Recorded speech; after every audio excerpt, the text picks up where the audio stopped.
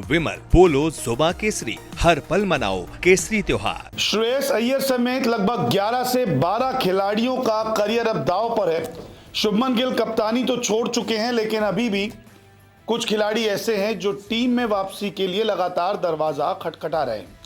दरअसल अब भारत में दिलीप ट्रॉफी का आगाज हो गया है और दिलीप ट्रॉफी के जरिए कुछ 11 से 12 बड़े नाम टीम इंडिया में वापस खेलना चाहते हैं, जिसमें श्रेयस अय्यर का नाम भी शामिल है। क्योंकि श्रेयस अय्यर लगातार रन बना रहे हैं, लेकिन उनको टीम इंडिया में जगह नहीं मिलती। सरफराज खान लगातार प्रदर्शन कर रहे हैं तो उन्हें ड्रॉप कर दिया जाता है। यशस्वी जायसवाल जो टेस्ट क्रिकेट में सुपरहिट साबित हुआ है, उसे एशिया कप में स्टैंड बाय के रूप में रखा जाता है।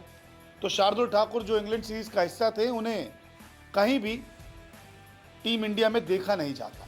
कुछ और भी खिलाड़ी हैं जो फिट हैं लेकिन फिर भी टीम इंडिया के लिए खेल नहीं रहे, जैसे कि मोहम्मद शमी। वो खुद कहते हैं कि अगर मैं फिट होता और दिलीप ट्रॉफी खेल रहा हूं तो यानी कि मैं इंग्लैंड भी खेल सकता था। ये तमाम चीज़ें जो हैं खिलाड़ी अब कह रहे हैं, लेकिन अब दिलीप ट्रॉफी के जरिए टीम इंडिया में एंट्री कौन कौन कर सकता है। कुछ खिलाड़ियों को तो एशिया कप से बाहर कर दिया गया। कुछ खिलाड़ी दिलीप ट्रॉफी में ऐसे हैं जो एशिया कप भी खेल रहे हैं। तो कुछ खिलाड़ियों को अब इस दिलीप ट्रॉफी से सबसे ज़्यादा आस होगी, क्योंकि यहाँ पे प्रदर्शन करके ये खिलाड़ी वेस्ट इंडीज़ के खिलाफ होने वाली घरेलू सीरीज में खेल सकते हैं। दिलीप ट्रॉफी का पहले आपको शेड्यूल बताता हूँ, फिर बताता हूँ कौन कौन से खिलाड़ियों का करियर अब दांव पर लग गया है। दरअसल 28 अगस्त यानी कि आज से 31 अगस्त तक क्वार्टर फाइनल मुकाबला नॉर्थ जोन ईस्ट जोन के बीच में होगा और दूसरा मुकाबला सेंट्रल जोन और नॉर्थ ईस्ट जोन के बीच में होगा। अब 4 सितंबर को जो है वो सेमीफाइनल मुकाबला शुरू हो जाएगा, जो 7 सितंबर तक चलेगा। साउथ जोन वर्सेस जो भी नॉर्थ जोन ईस्ट जोन में से जीतेगा, और west zone versus central zone या फिर नॉर्थ ईस्ट जोन में से जो भी जीतेगा। फिर 11 से 15 सितंबर के बीच में फाइनल मुकाबला होगा और जो भी सेमीफाइनल में 2 टीमें जीतेगी उनके बीच में फाइनल खेला जाएगा। लेकिन कुछ खिलाड़ी ऐसे हैं जिनका करियर वाकई दांव पर लग गया है। कुछ ऐसे खिलाड़ी जो रन बनाते हैं, कुछ ऐसे खिलाड़ी जो टीम में आते हैं लेकिन उन्हें नज़रअंदाज कर दिया जाता है। तो कौन कौन से जोन में ये खिलाड़ी हैं? दरअसल जोन वाइज जो है दिलीप ट्रॉफी खेली जानी है और ऐसे में कुछ जोन के प्लेयर हैं जिनको अगर अभी मौका ढंग से नहीं मिला या अभी प्रदर्शन नहीं किया तो फिर करियर जो है काफ़ी मुश्किल हो जाएगा। दरअसल साउथ जोन से शुरुआत करते, तिलक वर्मा एशिया कप की टीम में लगातार रन बनाते तो इनको खतरा नहीं है, लेकिन देवदत्त पडिक्कल जो टीम में आते हैं जाते हैं, अभी डोमेस्टिक लीग में रन बना रहे हैं, लेकिन यहाँ पे अगर ये रन बनाते हैं तो फिर ये अपनी जगह भारतीय टीम में पक्की कर सकते हैं।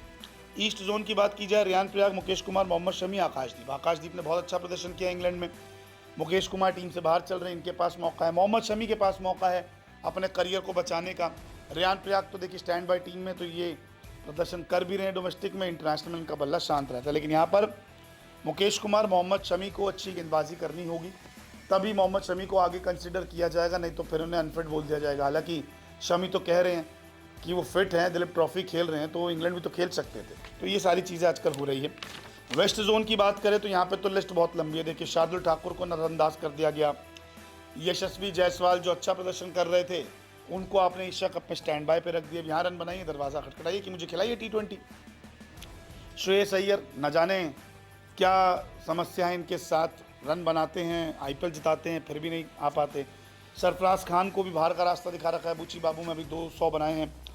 ऋतुराज गायकवाड़ अभी अच्छा खेल रहे हैं, धीरे धीरे प्रदर्शन अच्छा हो रहा है, लेकिन इनको भी लंबे वक्त से टीम इंडिया से बाहर किया गया है। नॉर्थ जोन की बात करें तो हर्षित राणा, अर्शदीप और अंशुल जो बड़े प्लेयर है वो मैं आपको बता रहा हूँ।